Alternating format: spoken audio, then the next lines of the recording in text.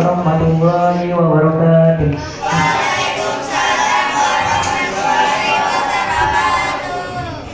Innal hamdalillah nahmaduhu wa nasta'inuhu wa nastaghfiruh wa na'udzu billahi min shururi anfusina wa min sayyiati a'malina may yahdihillahu fala mudilla lahu wa man yudlil fala hadiya lahu. Asyhadu an la ilaha illallah wahdahu la syarika lah wa asyhadu anna Muhammadan abduhu wa rasuluh la nabiyya ba'da.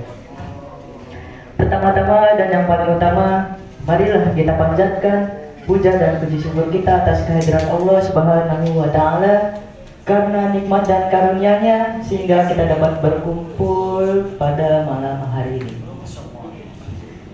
Salawat serta salam tak lupa kita curahkan kepada junjungan kita Nabi besar Nabi Muhammad sallallahu alaihi wasallam yang dimana semoga kita mendapatkan syafaat di yaumil akhir nanti. Berdirinya saya di sini, saya ingin membawakan materi kultum tentang luruskan niat kita dalam belajar. Kenapa harus luruskan niat dalam belajar? Karena setiap kehidupan kita dikelilingi yang namanya niat. Setiap aktivitas kita dikelilingi yang namanya niat. Bahkan mau tidur kita membutuhkan niat. Mau makan kita membutuhkan niat. Mau main membutuhkan niat. Mau datang ke sini ngaji membutuhkan niat. Nah, dari sini kita mencerminkan bahwa segala sesuatu itu kita diawali dengan niat. Contoh sederhananya seperti ini. Semisal kita tidak berniat untuk tidur, maka yang terlintas dalam pikiran kita hanyalah begadang. Nah, iya.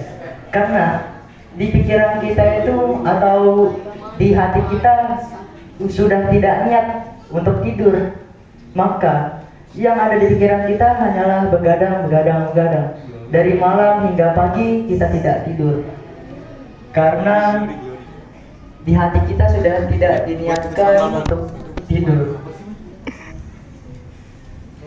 Dan sama halnya seperti belajar. Nah, belajar. Kita datang ke sini itu tujuannya itu untuk apa? Kita datang ngaji di sini, berangkat ngaji di sini tujuannya apa? Nah, belajar. Kalau di antara kalian semua, kalau niatnya ada yang hanya untuk bertemu teman, hanya untuk sekedar datang saja, kalau apalagi hanya terpaksa. Nah, niat kita kalau datang ke sini karena terpaksa sama orang tua, karena disuruh ngaji itu sayang, gak ada nilai ibadahnya, gak ada materinya ntar yang masuk.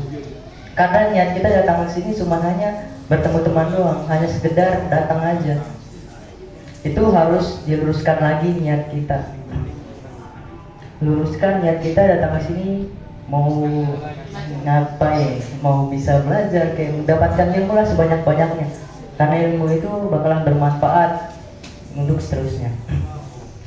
Seperti kisah sahabat Nabi, bahkan bukan kisah seorang pemuda yang bernama Ibnu Hajar. Pemuda ini dia sekolah di madrasah. Dia ini seorang yang rajin belajar, yang kepo dengan namanya ilmu. Cuman kekurangan dia adalah, sayangnya adalah bodoh. Bukan bodoh sih, cuman kurang pintar. Setiap guru ngasih materi, si pemuda ini tuh tidak paham. Guru yang menjelaskan dia itu tidak paham. Bahkan materi yang sebelumnya diberikan oleh guru itu tidak masuk, bahkan terlupakan. Nah, barulah di saat pulang sekolah, Ibnu Hajar ini pulang menuju rumahnya dengan rasa putus asa karena dia hampa hidupnya. Nah, di saat perjalanan ingin pulang, datanglah hujan. Nah, di hujan ini menyebabkan pemuda ini berteduh di dalam goa.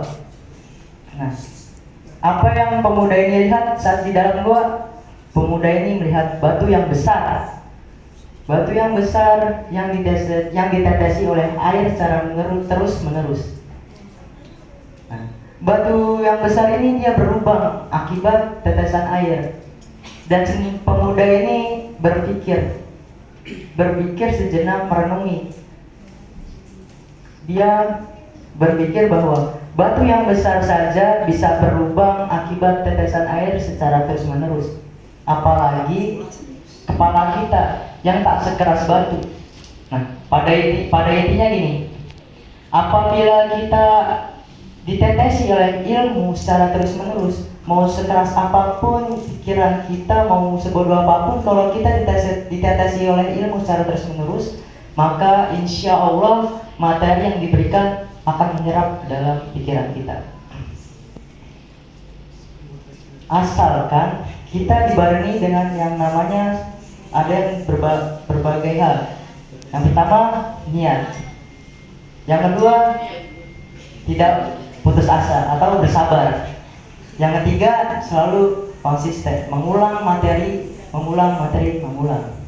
Nah, dengan hal-hal yang tadi, kita bisa mengamalkan ilmu kita yang telah didapat. Jadi barulah keesokan harinya si pemuda ini mulai semangat, sudah tidak ada rasa putus asa. Bahkan di saat keesokan harinya dia mulai rajin belajar dan akhirnya kepintarannya melampaui batas teman-temannya. Nah, bahkan dia sudah menjadi ulama yang besar dan menyayangi teman-temannya.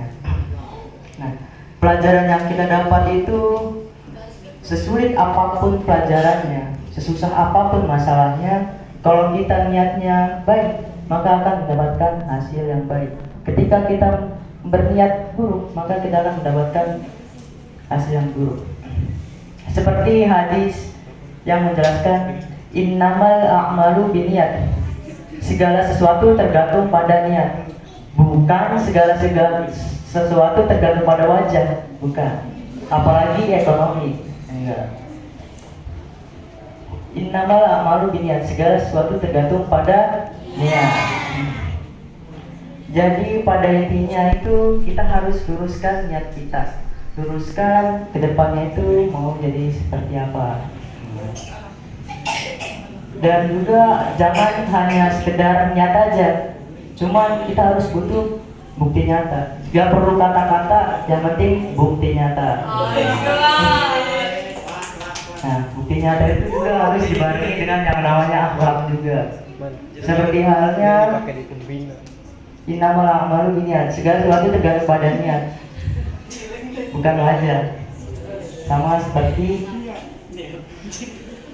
seperti ini. Semisal, perbaikilah akhlakmu, jangan wajahmu. Kalau perbaiki akhlakmu akan membuat orang lain menetap. Kalau wajahmu akan membuat orang lain menatap. Jadi lakukanlah apa yang semestinya dilakukan, kerjakanlah apa yang semestinya dikerjakan. Mungkin itu saja yang dapat saya sampaikan. Kurang lebihnya mohon maaf. Wabillahi taufiq wal hidayah. Wassalamualaikum warahmatullahi wabarakatuh.